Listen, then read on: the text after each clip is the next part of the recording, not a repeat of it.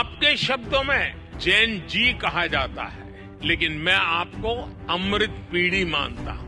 आप वो लोग हैं जिनकी ऊर्जा अमृत काल में देश को गति देगी। देश की युवा शक्ति न्यू इंडिया का आधार स्तंभ है और बीते 10 वर्षों में मोदी सरकार ने युवाओं को सशक्त करने में कोई कोर कसर नहीं छोड़ी है।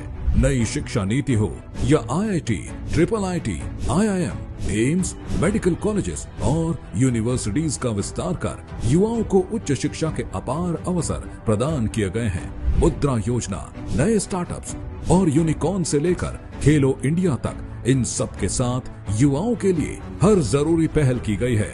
नव भारत निर्माण में युवाओं की भागीदारी सुनिश्चित करने के लिए भाजपा है संकल्पित। मोदी सरकार ने सरकारी भर्ती परीक्षाओं में अनियमितता को रोकने के लिए सख्त कानून बनाया है, जिसे सख्ती से लागू करके युवाओं के भविष्य के साथ खिलवाड़ करने वालों को कड़ी सजा दी जाएगी।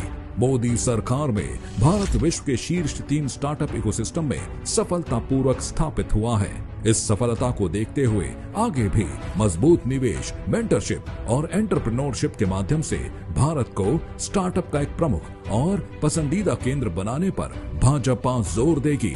PLI और मेक इन इंडिया से मैन्युफैक्चरिंग एक प्रमुख आर्थिक क्षेत्र के रूप में उभरा है। भाजपा भारत को एक ग्लोबल मैन्युफैक्चरिंग हब बनाने और इस क्षेत्र में रोजगार बढ़ाने के लिए संकल्पित है। इनके अलावा भाजपा इंफ्रास्ट्रक्चर में निवेश से रोजगार के अवसर बनाने, हाई वैल्यू सर्विसेज के लिए ग्लोबल सेंटर स्थापित करने, उद्यमिता की भावना को बढ़ावा देने और पर्यटन में रोजगार के नए अवसर प्रदान करने की दिशा में भी काम करेगी।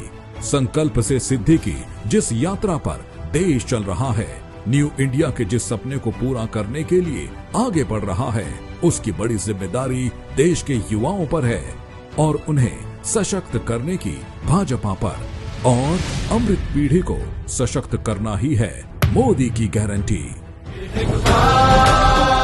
कमल का बटन दबाएं, भाजपा को जिताएं।